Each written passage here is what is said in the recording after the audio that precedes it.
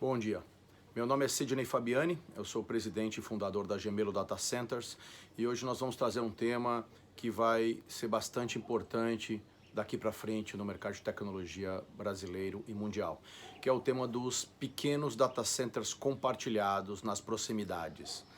Então, primeira coisa, vamos definir os termos que o mercado está usando. Todo mundo já ouviu falar de Edge Computing ou Data Center on the Edge.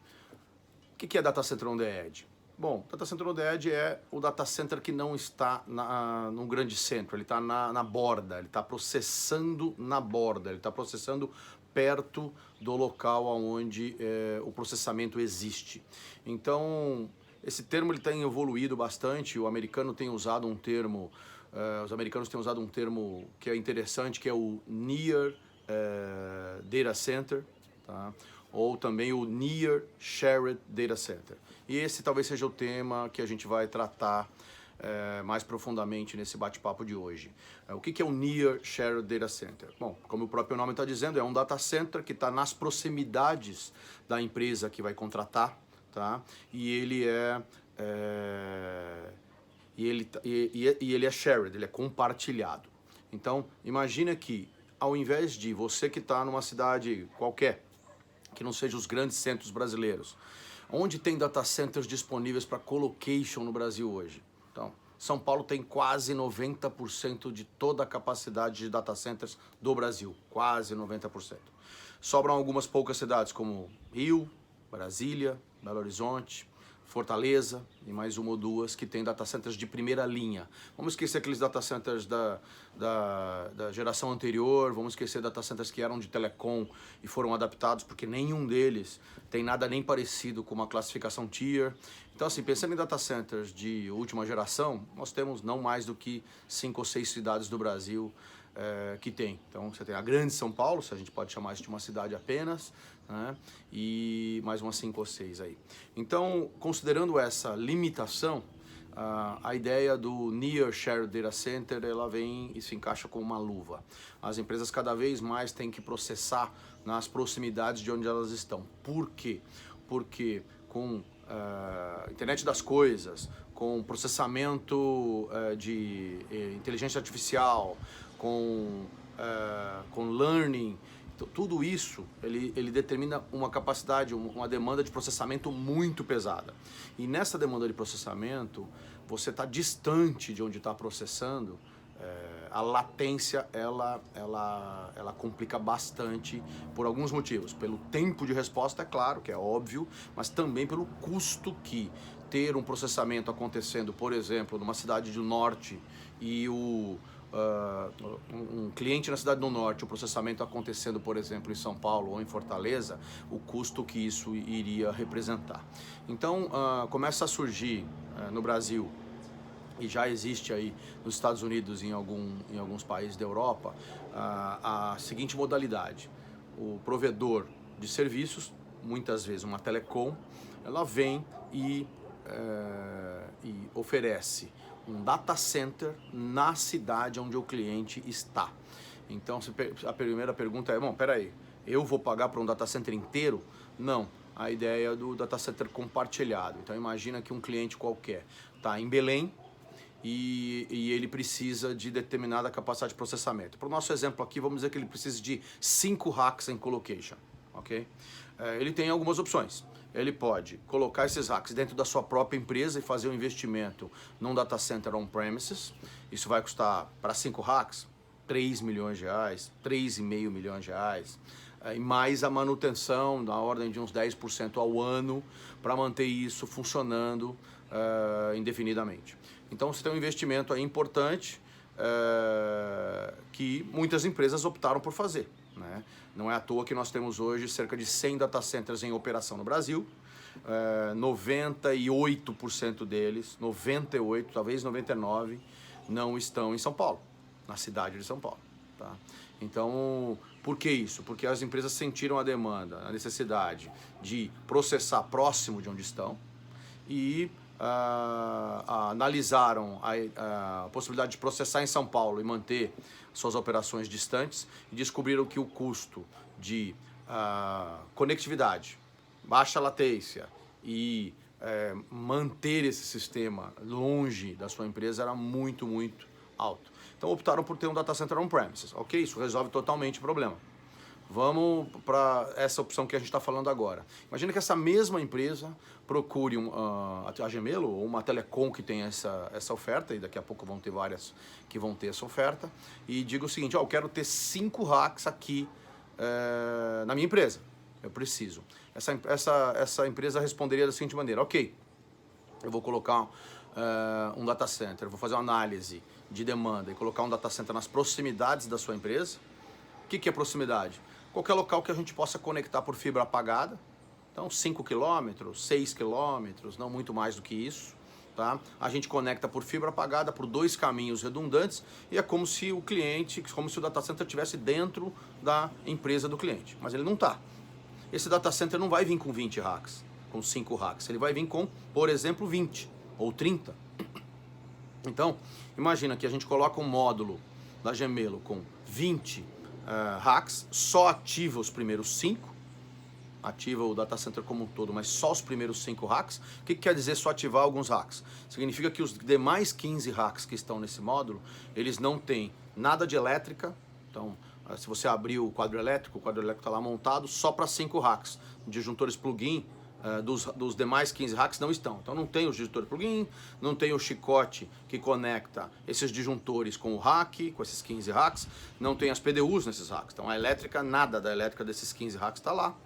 Você não tem o ar-condicionado de precisão para atender esses racks. Claro que o ambiente é compartilhado, mas se você vai ter 4 máquinas quando o ambiente estiver com 20 racks, nesse momento você só tem 2, uma mais backup. Em algum momento você vai ter 3 mais 1, né? N mais 1.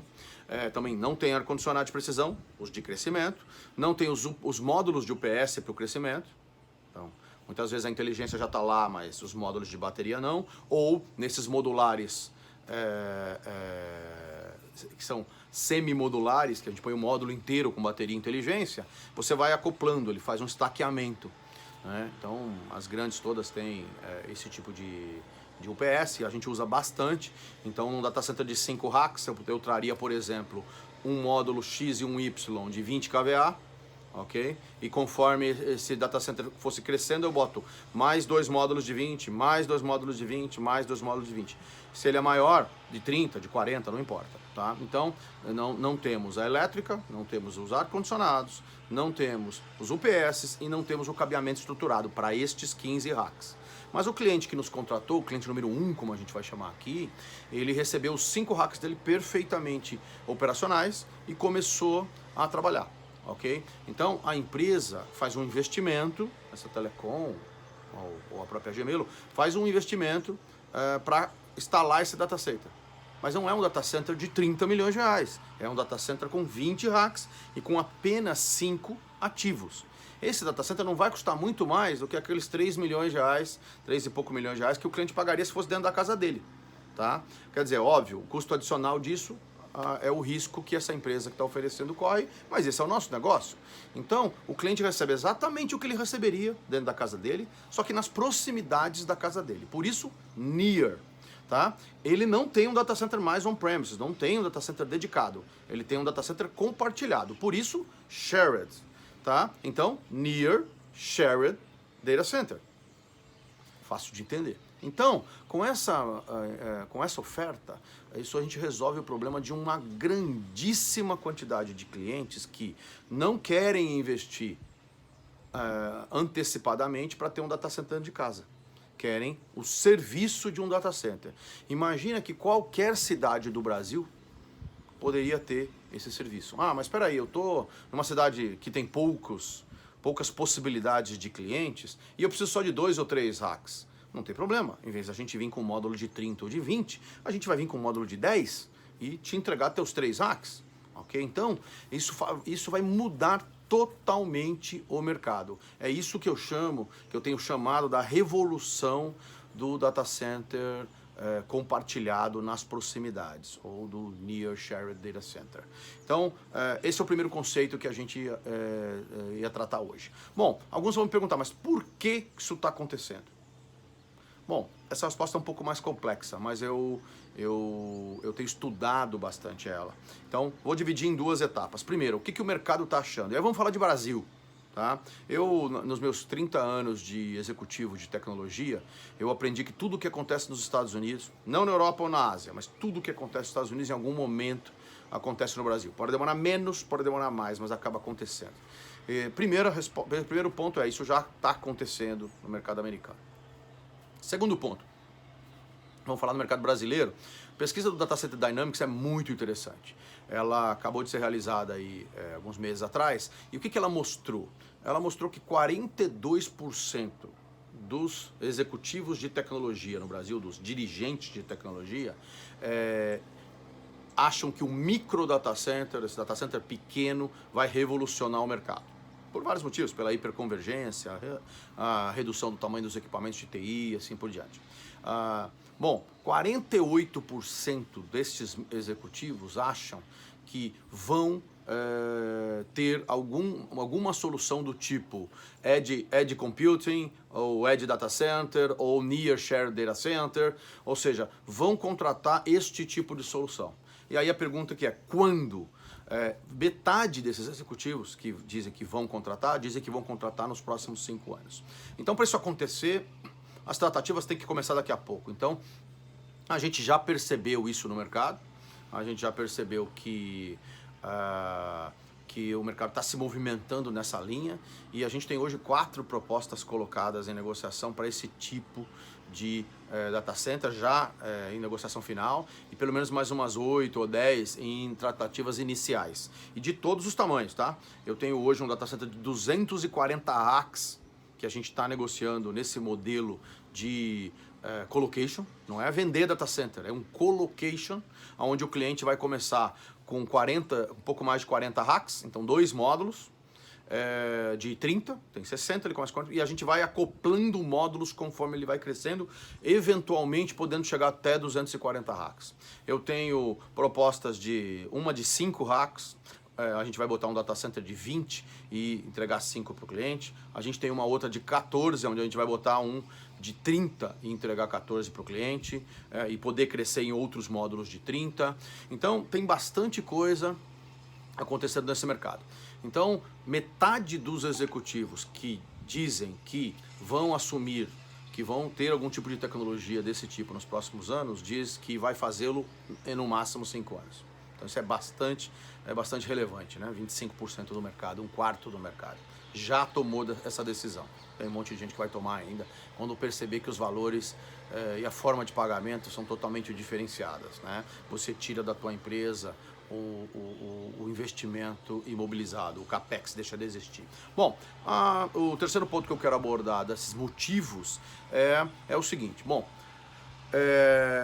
e aí eu vou mostrar para vocês durante esse meu bate-papo, que vai aparecer aqui do lado, vai aparecer um slide que explica um pouquinho do que eu estou falando. Bom, há mais ou menos 10 anos atrás, os gurus de tecnologia, se você pegar aquela tua apresentação que você viu nos Estados Unidos há 10 anos atrás, ou recebeu de um colega, ela vai dizer o seguinte: em 2020, existirão apenas 6 data centers no mundo.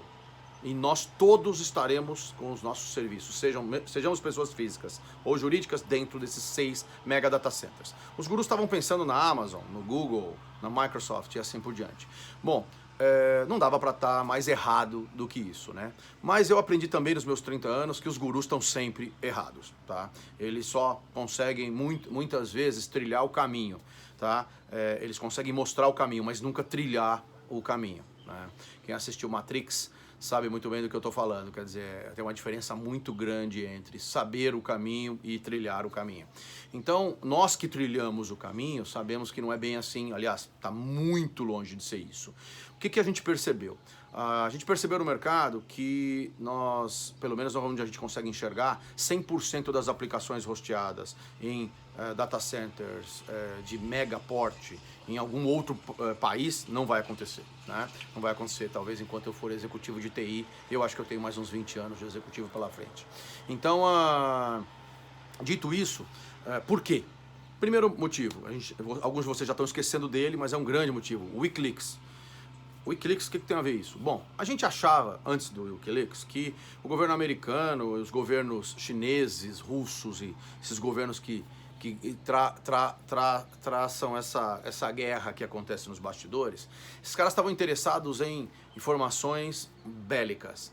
O Wikileaks mostrou que não é nada disso, né? Dentro do vazamento do Wikileaks, dentro das 250 milhões de páginas que vazaram, tinha, por exemplo, remédios sendo desenvolvidos por grandes farmacêuticas europeias, você tinha plantas do Airbus desenvolvido por um consórcio de empresas europeu, você tinha contratos do governo francês, tá? Com outros países, inclusive com o Brasil.